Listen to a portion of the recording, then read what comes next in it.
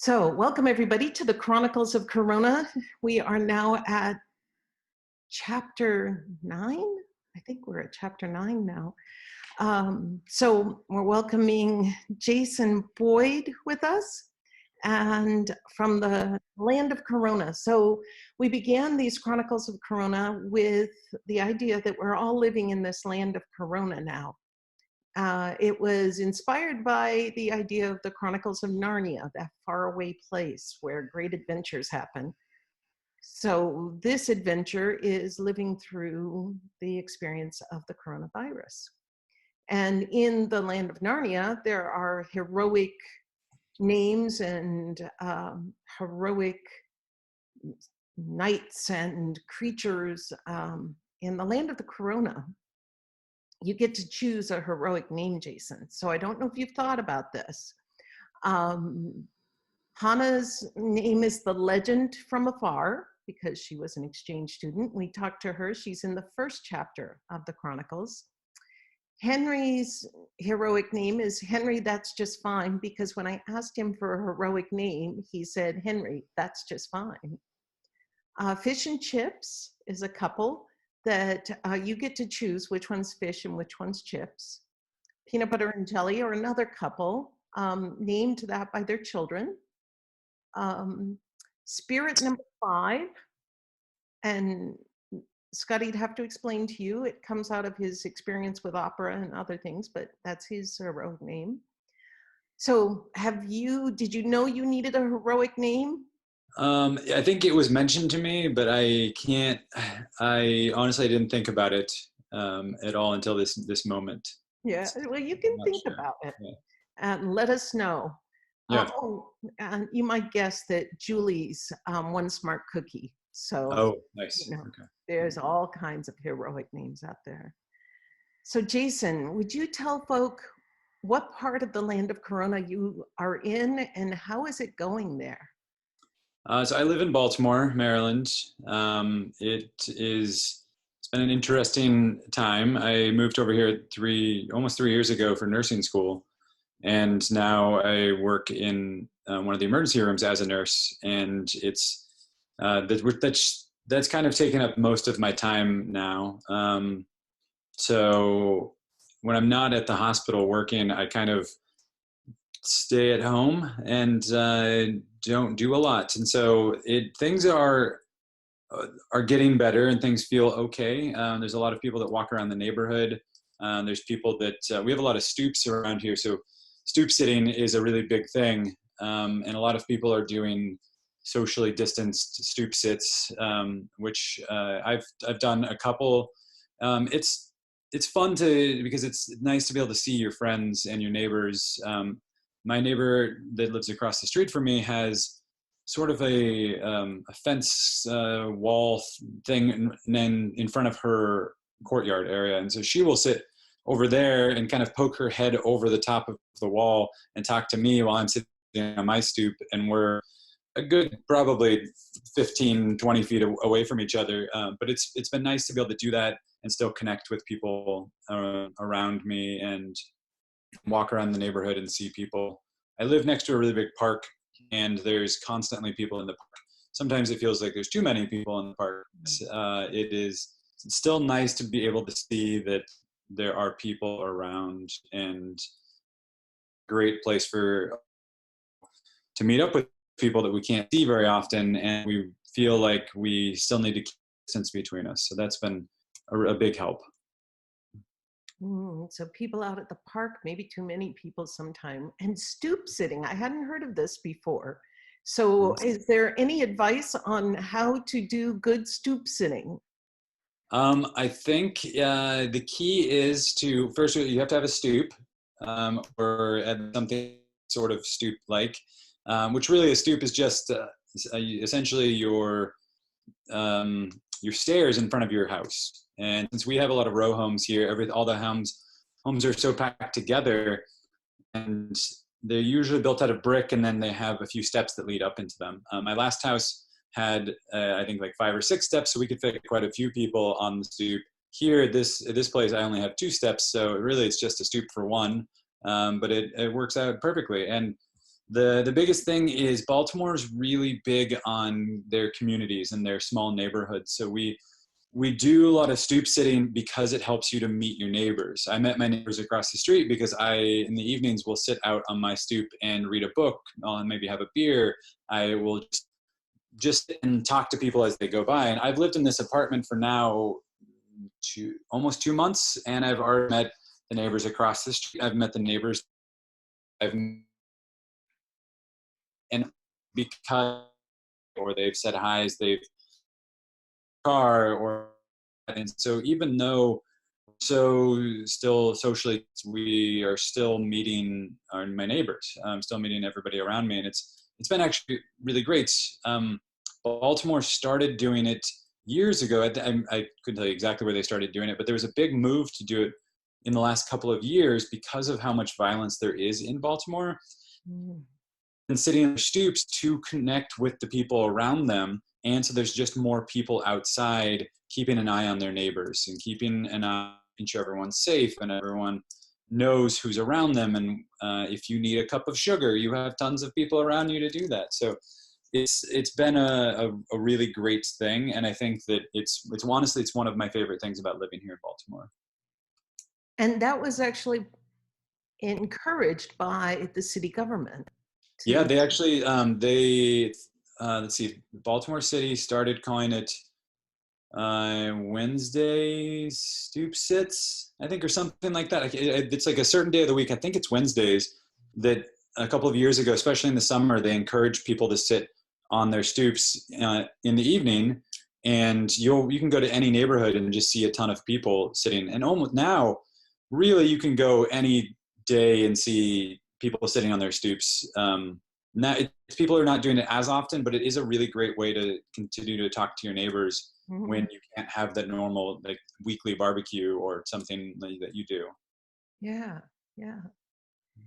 Now, do you have a cat or another person or anybody to keep you company? No, it's just me in the apartment. I do have quite a few plants. I just got a new plant yesterday, so that is keeping me entertained for the most part. They don't do a lot, but they are growing. Yeah. Nice. From what your dad said, you don't get too much time at home. I spend a lot of time at the hospital. I work 3 days a week at the hospital, and then I have 4 days that I'm off. And most of the time, I spend a good amount of time here in the apartment. But there are other things that come up. There are trainings that I have to go to now, not as much, but often I'm going back and forth to other places. I'm doing some meetings online. Yesterday I went out and got into one of the state parks for a little while. So I try to not spend too much time here, but also the apartment is still new. So it's kind of nice spending time here, because I can get to know the apartment a little bit more. And unfortunately that means I just end up buying more furniture online for it, which is not necessarily a bad thing. Yeah, yeah. Now talk about what it's been like at the ER. How are you doing with protection, the PPE and the rest? How are you doing with being safe? It's been difficult. We do have, in my emergency room, we do have the equipment that we need, and we now have enough of it. There has only been one day that I've been told that I don't have enough of what I need for my entire shift. And there's been only one day and only one time in that day that it had come up that I had enough personal protective equipment to go into one of my patients' rooms when I needed to go into two different patients' rooms. So luckily, neither of those patients were absolutely critical, but I had medicine that I needed to give to both of them separately. And I needed to decide which one I was going to do and which one I was going to have to wait and give to the next incoming nurse. Luckily, that was at the end of my shift. So it was really only a matter of waiting half hour to an hour for that next nurse to come in, because they had their own PPE that they would be given. But if we started using it in our shift, they would run out in their shift. So the charge nurse was trying to make a decision of when can they give it out and when do they have to stop. Luckily that only happened one time. but that really brought to light how desperate the situation has been. Mm. And luckily at my hospital, we have rectified that for the most part. And it feels like there is enough, mostly. We don't have near as many masks as we should have. And that's been something that we've just continued to move forward with and do our best. And that's been difficult, but in the emergency room, things are so fast paced that you can't really spend too much time dwelling on that, just because you have another patient that will come in with an ambulance, and you have to move on to that as quickly as possible. Mm. But it's been difficult. The numbers in Maryland, I've been told, have been going down, but as of last weekend, the numbers at my hospital have continued to go up. And actually, we haven't really, when the rest of the city was dealing with it, we didn't get hit that hard in my emergency room. It hasn't been until the last week or two, because of the communities that are around the hospital that I'm working in. They've been hit a little bit later, and it's a lot of the Spanish speaking and Greek speaking and Nepali speaking communities. For whatever reason, the information about the virus has not gotten to them as quickly and or as seriously. So those groups have been being hit now. And there's many reasons for why that's happening. A lot of it has to do with the social determinants of health, which are some things that look at how different types of people and different cultures, different areas around the world are affected, and how their health is affected by those sometimes physical, sometimes cultural restraints that are put on them. And I really think that that has a lot to do with why our numbers are increasing now, because of the populations that we deal with. So that's been really difficult. Not only do I have to wear a mask, I have to wear a face shield, I have to wear a gown, but I also have to bring a phone in to help interpret, so that I'm able to properly communicate with the patient. And we also have these giant air filters that are in the rooms to properly circulate and clean the air, but they're so loud that I can't hear the translator, and the patient can't hear the translator, and the translator can't hear us. So then it turns into all three of us just yelling to try to be heard over all this noise. And sometimes it gets really comical, luckily, and everyone is usually able to laugh about it. Sometimes it's very frustrating when we can't communicate. Luckily, we do have quite a few providers that are able to translate into many different languages, and that's helpful, but they're not able to be in every room. That's one of the biggest things we've been running into. But it's difficult.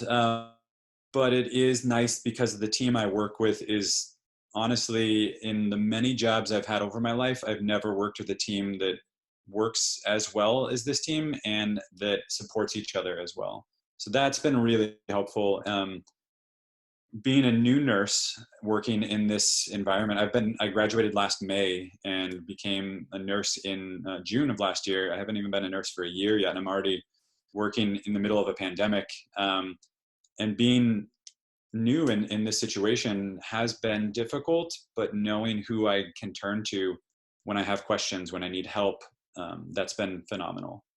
Being able to know that I have a team that's supporting me has been really helpful in a lot of this.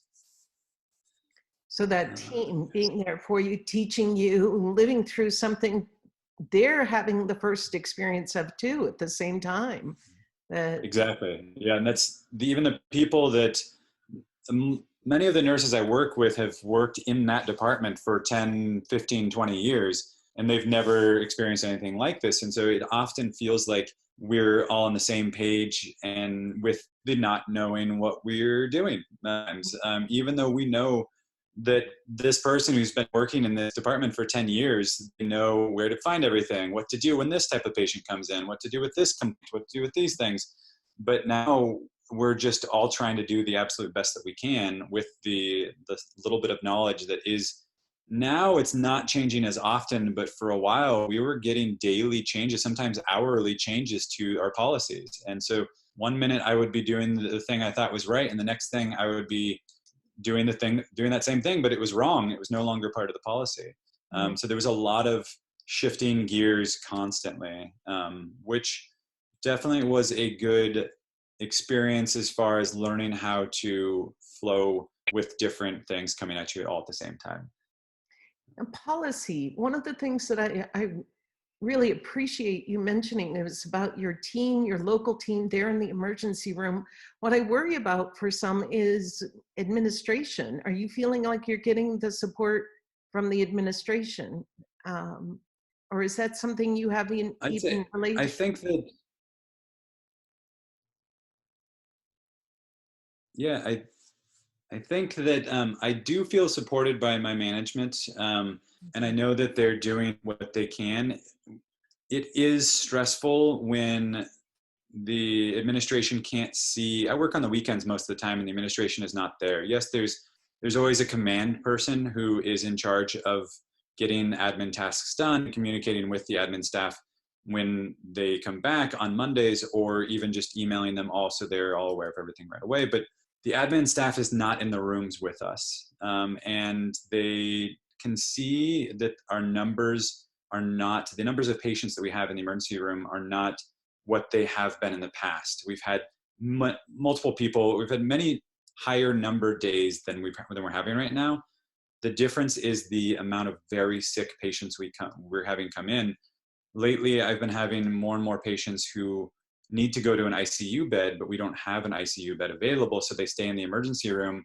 And now I've become an ICU nurse, Mhm. which I'm not trained in. I am trained to like some extent, but I'm not trained to work that intensely with individual patients. And so I'll have 3 or 4 patients, and 1 to 2, sometimes 3 of them will need to go to an ICU. And now I need to take care of all 3 of them. So now the ratio for an ICU nurse is usually 2 or 1 patient to every nurse. And now I'm working 4 patients and it's just me. And the nurse next to me is working 3 or 4 patients and it's just them. And that I think is one of the biggest difficulties, that is hard to convey that to the admin staff when they're not there. Even if they are there, they see a nurse that's in the room, they see a tech that's in the room, they see one of the providers that's in the room, but they don't know that we've been in that room for 2 hours. They Right. don't know that like the nurse is staying in that room so that they can be there with the patient constantly, because either one, the patient needs it, or I don't have enough PPE to leave that room and put new stuff back on. So I might as well just stand in that room for another half an hour while this medication finishes, to then stop the medication, to then start another medication after that. It just makes more sense for me to stay in that room rather than leaving that room, contaminating the rest of the department. And so it's decisions like that that we're having to make all the time. But one of the biggest things that we're taught in nursing school is how to be flexible and how to work with the little resources that we have. Luckily for me, I was a Peace Corps volunteer in Eastern Europe for 3 years, and I was constantly learning how to deal with doing projects with a very limited amount of resources, whether that was people or actual materials or time.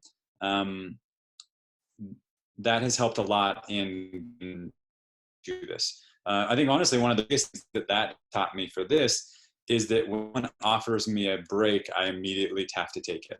Whether I've been already and I'm not ready to take a break, and someone asks me if I'm ready to take a break, you have to say yes, because if you say no, you may be there for another 10 hours, but that doesn't mean someone's going to be able to come back around and give you another break. So I think that's been teaching me a lot, to when I'm offered a chance to breathe, to really sit back and take that, whether I think I need it or not, because 9 times out of 10, I will sit down and not realize how tired I am until I'm able to actually sit back and do that. So that's been fun in a weird way, I guess, to learn to let other people help me, and to take advantage of those times. In the Peace Corps, it was usually, if I have an opportunity to take a shower, I should take a shower immediately. So it's a little bit different, but it does kind of look at that the same idea of taking care of myself. What are you hearing from the friends you made in the Peace Corps? Um, Honestly, I haven't talked to many of them lately. Most of the people that I talk to now are my fellow emergency room and people, and the nurses that I met in nursing school who are still here in Baltimore. Most of the people from the Peace Corps I haven't really talked to. I do have one friend who lives in Oregon, and she was in Botswana and she was in the middle of Peace Corps when this started. She had I think almost finished, and she got evacuated and is now back in Oregon with family. And she's been having a really hard time adjusting to being back there because home had just started feeling like it was in Botswana for her, and now it's supposedly back in Portland, but it doesn't feel that way to her. It feels like she's been taken out of where she belongs and thrust back into a community that she's not as familiar with. And I think that that's one of the difficulties of those Peace Corps volunteers who were there in the middle of things, really hoping to get things going. And most of them, they were pulled out of Botswana. They had no cases of the COVID virus that had actually popped up there yet. And so they were all very upset that they had been pulled out. I believe there are virus cases now all over Africa, but a lot of the volunteers were wanting to stay because there weren't actually cases and they didn't see a threat to themselves. But Peace Corps overall decided to pull everyone out. I know of quite a few of us are worried about how Peace Corps is going to turn out after this. Will they, because right now all the volunteers around the world have been pulled out of all the countries and sent home. Some of the Peace Corps staff I know, or a lot of the Peace Corps staff are still working in different ways and trying to make sure that continues. But a lot of us are worried about what happens when they're ready to go back. Will the federal government approve that money to send those back? But in reality, the Peace Corps uses a very, very tiny amount of the federal budget to do a huge, absolutely huge job in the world. But our federal government is not necessarily going to look at it that way. And so a lot of us are worried about what is going to happen when the Peace Corps is ready to send volunteers back. I'm hoping that it will go back to normal. And honestly, I'm hoping we can just kind of slide under the radar and get back in there. But I don't know. I do know that I know there are quite a few people, the Congress people and senators that are returned Peace Corps volunteers and that do believe that is a very important thing to keep going. So I'm hoping that will get back up in there and continue to be an important role when we get back to sort of normal, as close to normal as we can get. To a new normal, for sure. Yeah, maybe a new normal. Yeah. So what about with that new normal? One of the problems we're having across the country is a small percentage, you might call them bullies, who are COVID deniers. Do you have anything that you would want to say to them, or anything that you would want to say to us that would be something we should be saying when we see the misrepresentation of facts or the outright lies? Anything you'd want to say? I think the biggest thing that I would probably do when faced with that, most people, I haven't been faced with anyone who has brought up anything like that directly. I think the biggest thing is to there's no sense in arguing with that. Everyone is going to believe what they want to believe, and the only thing that I think we can do is continue to push and do what we feel is right for us individually. Spending our energy on arguing with people who don't want to believe what is right in front of us is just going to send us back to the old normal that got us in this place in the first place. I think that moving forward and really being compassionate with the people that are struggling with the idea that something like this could happen, I think is important to know how to deal with that. Being kind to our neighbors who are just as frustrated as we are with having to be at home all the time and not being able to see our loved ones and not being able to do what we need to do. And those people, I know that I've been very fortunate in being able to keep my job during all this, but a lot of people have not. And that can be, I can only imagine how frustrating that is when you have a family and you're no longer able to provide for them in the way that you were before. And a lot of those people that lost their jobs were barely getting by. And I think that it's important that we have compassion for those people because we don't know what's going on behind the scenes in that. We don't know why this has struck them so hard, and why they're so firmly denying that things are happening when there are people dying or on every corner. Every one of us has experienced this, and it may not be someone directly that we know, but there are people everywhere all around us that are struggling with this. And I think that it's just really important that we be as compassionate as possible when faced with the people that have a different opinion than we do. Mm. What do you hear from family and friends here in the States? You had mentioned some of your other nursing school friends.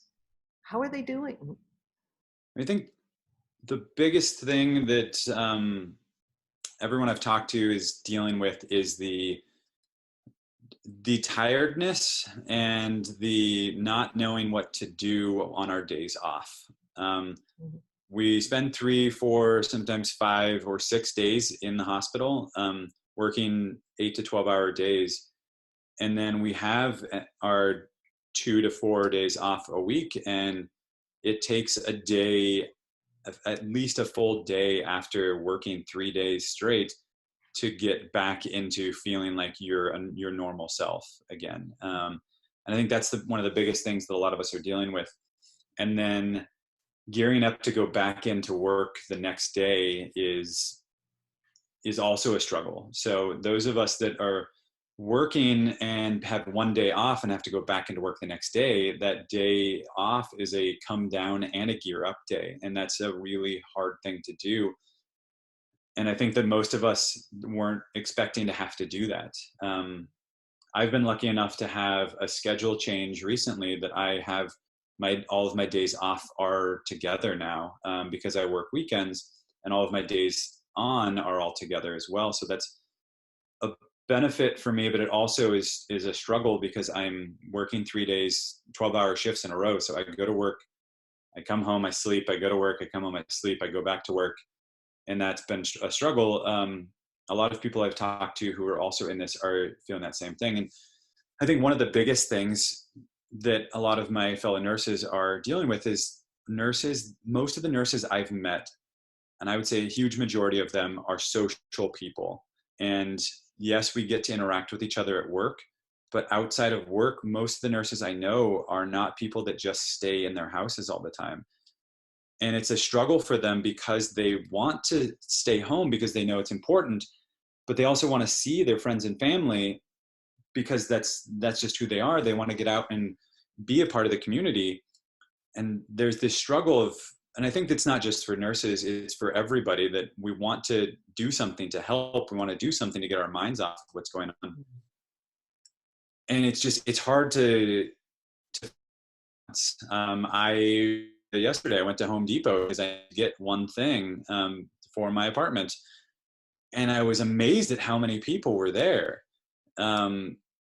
People were in the store, and I talked to my sister actually, that right when I was leaving, she called me, and I was talking to her when I was driving out, and she mentioned that she went and picked up coffee at the coffee shop. I'm not trying to like rat my sister out here, but like, she didn't do anything wrong. But my immediate reaction was like, oh, you should be at home. You should be staying at home.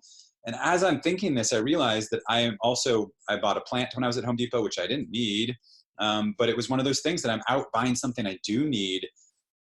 And then I'm thinking, oh, well, maybe I'll get this, maybe I'll get that, and maybe I'll do these things. And it was at that moment that I realized how much each and every one of us is struggling with this, of wanting to support our communities and our family and our friends and stay at home and staying away from each other to really flatten the curve.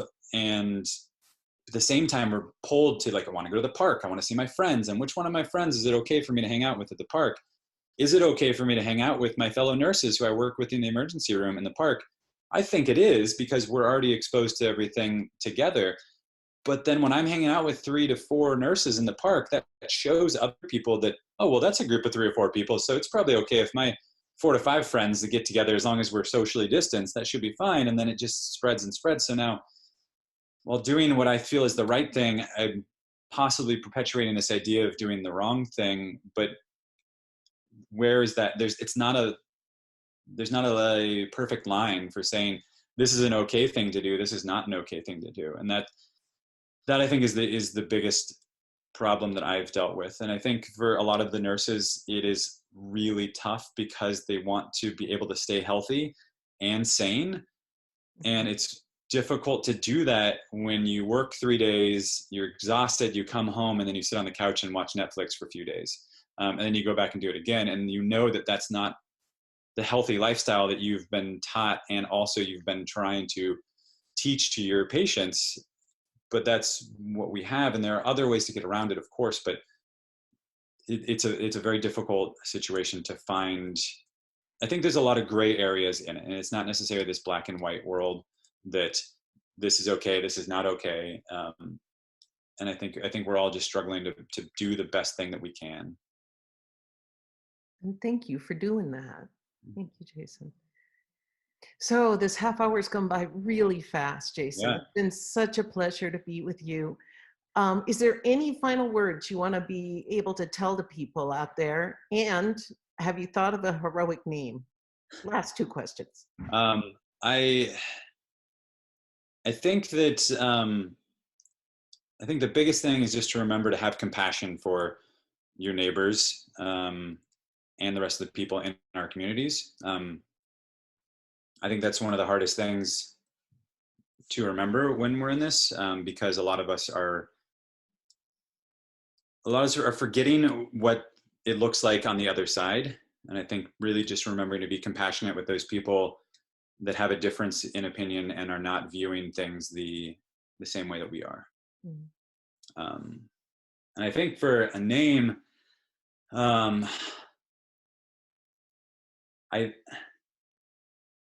think the only name that comes to mind right now is actually when you asked me earlier, the first thing that popped in my head was a name that I've used in different games and role playing games in the past, and it is Fights and Radiance.